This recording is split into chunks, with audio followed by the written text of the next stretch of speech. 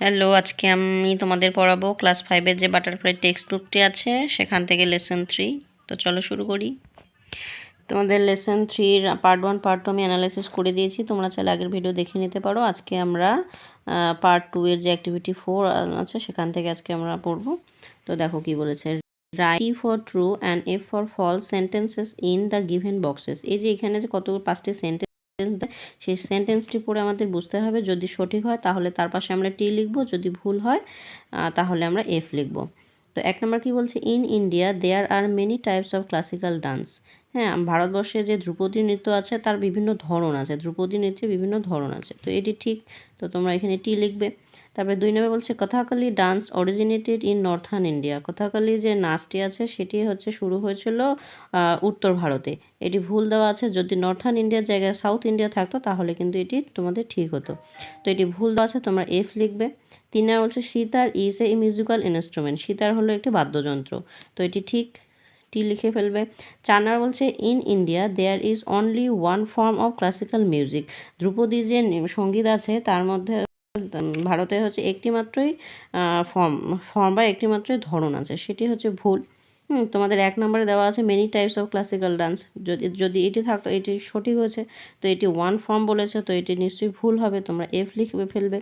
5 নম্বর বলছে তানসেন ওয়াজ a great vocalist. Tansen হলো একজন মহান গায়ক, তো এটি সঠিক, টি লিখে ফেলবে। এরপরে অ্যাক্টিভিটি 5। এরপর অ্যাক্টিভিটি 5-এ কী বলছে দেখো, let's write the answer to this question. এখানে কিছু কোশ্চেন দেওয়া আছে, সেই কোশ্চেন লিখে নিয়েছি, তোমাদের বুঝিয়ে দিচ্ছি। অ্যাক্টিভিটি 5-এ 1 নম্বর বলছে which country has a rich heritage of classical dance. যে ধ্রুপদী নৃত্য আছে তার ধ্রুপদী নৃত্যের ঐতিহ্য কোন দেশে রয়েছে।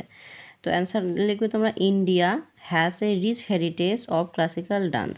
হুইচ কান্ট্রির জায়গায় তোমরা ইন্ডিয়া লিখবে, বাকি has a rich heritage of classical dance যা আছে তাই লিখে দেবে। 2 নম্বর বলছে what is an essential part of Indian classical dance. ভারতের যে ধ্রুপদী নৃত্য আছে তার মধ্যে ধ্রুপদী নৃত্যের গুরুত্বপূর্ণ অংশ কোনটি। এসেনশিয়াল পার্ট মানে হচ্ছে গুরুত্বপূর্ণ অংশ, তো অ্যান্সার লিখবে ড্রামাটিক্স। হোয়াটের জায়গায় লিখবে ড্রামাটিক্স, বাকি is an essential part of Indian classical dance লিখবে। 3 বলছে who loved to listen to the songs of Tansen. হ্যাঁ, কে হচ্ছে তানসেনের গান শুনতে পছন্দ করতেন। তো হুয়ের জায়গায় লিখবে তোমরা emperor Akbar. Emperor Akbar love to listen to the song of Tansen. 4 নম্বর বলছে which monument in India is among the the world. পৃথিবীর যে 7টি আশ্চর্যের জিনিস আছে, হ্যাঁ, তার মধ্যে কোন স্মৃতিসৌধটি ভারতে আছে। তো তোমরা লিখবে Taj Mahal is among the 7 wonders of the world. 5 নম্বর বলছে হোয়াট ইজ বুলন দরওয়াজাটা কি। অ্যান্সার লিখবে Buland Darwaza is a huge gateway build by emperor আকবর।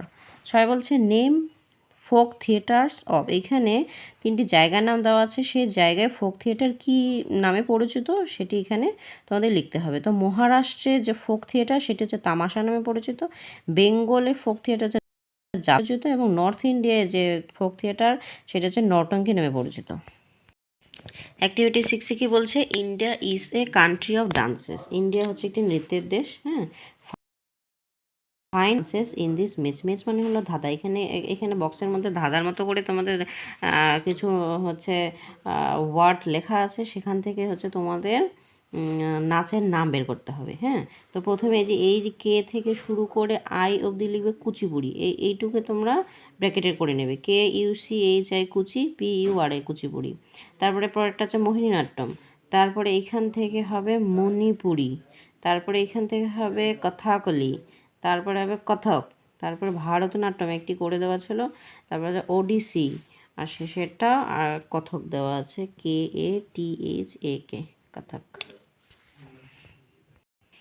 এবার অ্যাক্টিভিটি 7-এ কি বলছে, write the opposite of the words given in the clues. হ্যাঁ, নিচে ক্লু দেওয়া আছে থেকে তোমাদের এই ছকটি পূরণ করতে হবে। তো দেখো ডাউনে দিয়েছে অপোজিট অফ সেন। ডাউন মানে হচ্ছে উপর থেকে নিচে। অপোজিট 1 2 3 করে দেওয়া আছে। এই যে অপোজিট অফ গুড বলেছে, গুড মানে হলো ভালো, কিন্তু তোমাদের বক্সে হচ্ছে ভালো বিপরীতটি বসাতে হবে। তো ভালো বিপরীত হচ্ছে খারাপ, এভিল, খারাপ বা শয়তান, EVIL এভিল। তারপরে 2 বলছে অপোজিট অফ আগলি। আগলি মানে হলো কুৎসিত, কুৎসিত মানে হচ্ছে যে খারাপ। ঠিক আছে, খারাপ দেখতে। তার বিপরীত হবে বিউটিফুল, BEAUTIFUL, বিউটিফুল। তারপরে 3 নম্বর বলছে অপোজিট অফ রেয়ার। রেয়ার মানে হচ্ছে যে দামি, মূল্যবান। তো তার বিপরীত হবে কমন, সাধারণ, COMMON, কমন। 4 নম্বর হচ্ছে অপোজিট অফ সেম। সেম মানে হচ্ছে একই রকম, তার বিপরীত হবে ডিফারেন্ট, DIFFERENT, ডিফারেন্ট। এই গেল তোমাদের অ্যাক্টিভিটি 7। এর পরের ভিডিওতে তোমাদের পরের অ্যাক্টিভিটি নিয়ে আলোচনা করো। ভিডিওটি ভালো লেগে থাকলে অবশ্যই বন্ধুদের সাথে শেয়ার করে দিও। Bye bye.